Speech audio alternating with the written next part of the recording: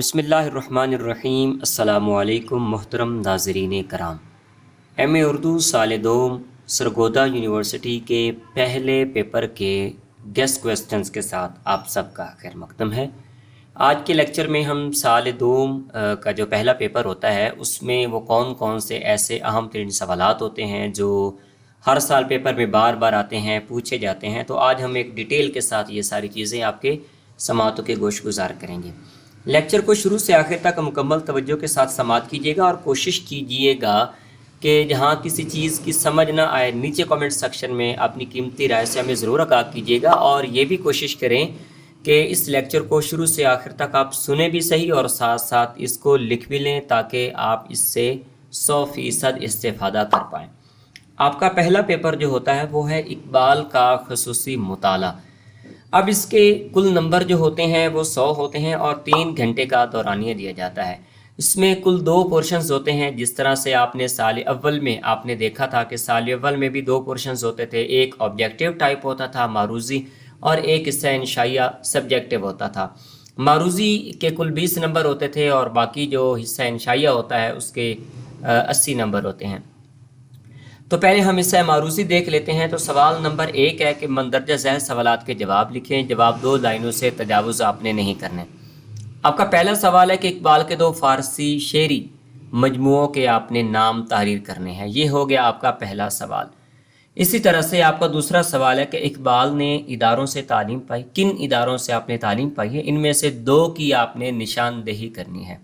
خواہ آپ نے اعلیٰ تعلیم حاصل کی ہے یا خواہ آپ نے مڈل میٹرک کی کیا ہے، تو جہاں جہاں سے آپ نے تعلیم حاصل کی ہے ان میں سے 2 اداروں کے آپ نے نام لکھنے ہیں۔ آپ کا تیسرا سوال ہے کہ ایسے 2 یورپی شاعروں کے نام لکھیں جن کی نظموں کا ترجمہ کلام اقبال میں شامل ہے۔ چوتھا سوال ہے کہ اقبال کی ایسی 2 نظموں کا حوالہ دیجیے جن کے عنوانات یورپی شخصیات کے ناموں پر رکھے گئے ہیں۔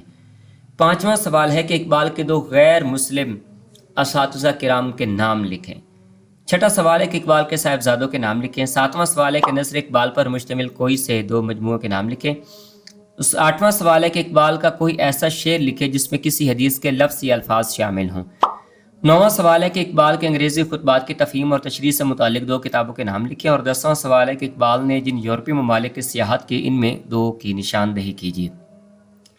اب اس سے موضوعی کی جانب آ جائیے تو صرف 4 سوالوں کے آپ نے جواب تحریر کرنے ہیں۔ پہلا آپ کا جو سوال ہوگا، مطلب کہ سوال نمبر 2 حصہ انشائیہ کا پہلا بنتا ہے، لیکن ترتیب کے لحاظ سے سوال نمبر 2 بنتا ہے۔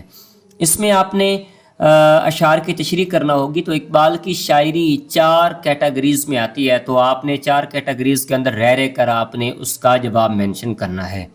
اس کے بعد سوال نمبر 3 ہے کہ اقبال کے افکار اور خیالات پر قیام یورپ کے اثرات کا جائزہ لیں۔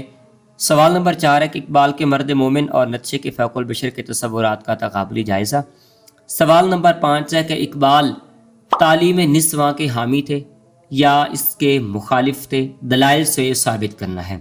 سوال نمبر 6 ہے کہ اقبال کے کلام سے مثالوں کے ساتھ کم از کم 20 صنائع شعری کی نشاندہی کریں۔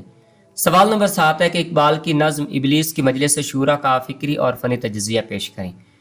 اگر آپ نے 100% نمبر حاصل کرنے ہیں تو ہمارے پاس PDF فائل میں مطلب ہے کہ یہ 150 پیجز پر مبنی نوٹس موجود ہیں۔ آپ کے سامنے ہمارا فون نمبر بھی موجود ہے، آپ اس نمبر پہ رابطہ کر کے اس کی فکس اور فائنل قیمت 5000 روپے ہے، PDF فائل میں ہم یہ آپ کو سینڈ کریں گے۔ آپ ان نوٹس سے یقینی طور پر تیاری کر سکتے ہیں۔ آپ ہمارے نمبر پہ رابطہ کیجیے۔ اللہ پاک آپ کو عزتوں سے نوازے، سلامتی والی زندگی نصیب کرے۔ اگلے لیکچر میں آپ سے دوبارہ ملاقات ہوتی ہے۔ جاتے جاتے ہمارے چینل کو سبسکرائب کر لیجیے۔ فی امان اللہ، اللہ حافظ۔